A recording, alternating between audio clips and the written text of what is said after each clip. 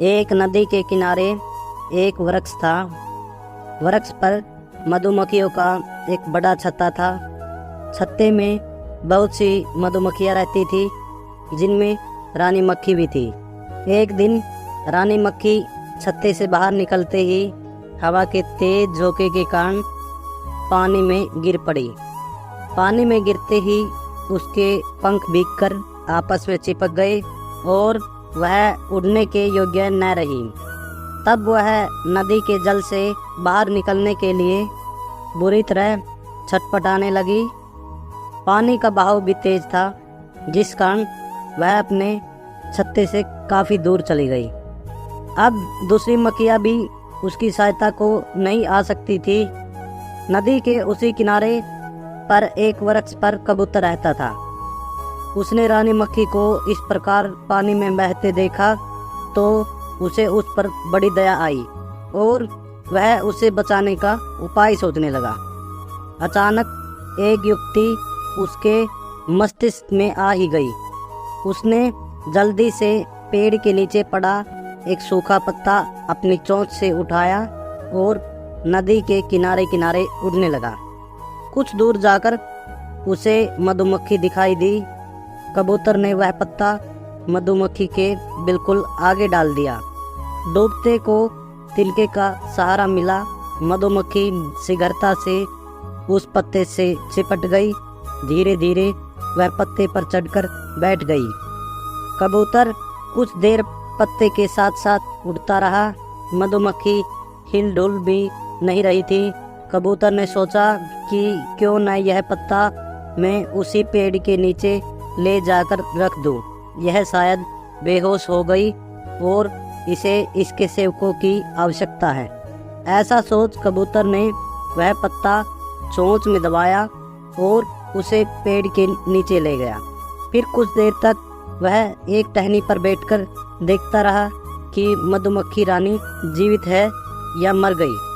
कुछ देर बाद रानी मक्खी जरा सी हिली डुली तो कबूतर को बहुत खुशी हुई कि उसके प्रयासों से किसी की जान बच गई।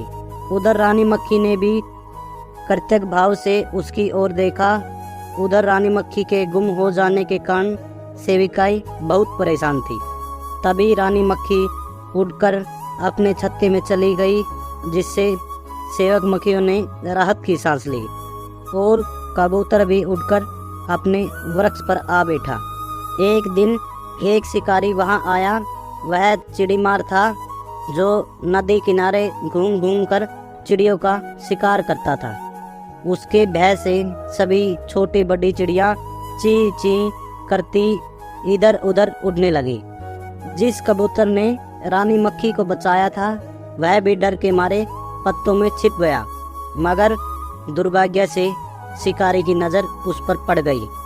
रानी मक्खी ने जब देखा कि शिकारी कमान पर तीर चढ़ाए उसके प्राण बचाने वाले कबूतर के प्राण हर लेना चाहता है, तो उसे बड़ा क्रोध आया और उसने तुरंत अपनी लड़ाकू मक्खियों को आदेश दिया, हमें हर हाल में इस कबूतर के प्राणों की रक्षा करनी है। वह हमारा हमदर्द और मित्र है। मित्र का शत्रु मारा शत्रु।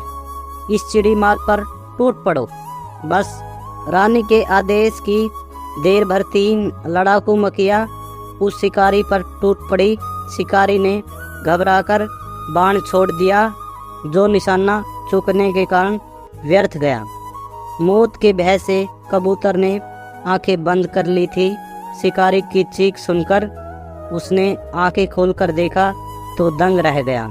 शिकारी जान बचाने के लिए पागलों की भांति भागा जा रहा था और सैकड़ों मधुमक्खियाँ उसके पीछे लगी थी।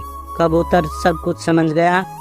उसे अपनी जान बचने पर बड़ी प्रसन्नता हुई और मन ही मन में वह बोला, कर भला तो हो भला। दोस्तों, आपको यह वीडियो कैसी लगी हमें कमेंट करके ज़रूर बताएं और ऐसी ही हिंदी कहानियों के लिए हमारे चैनल को ज़रूर सब्सक्राइब करें। धन्यवाद।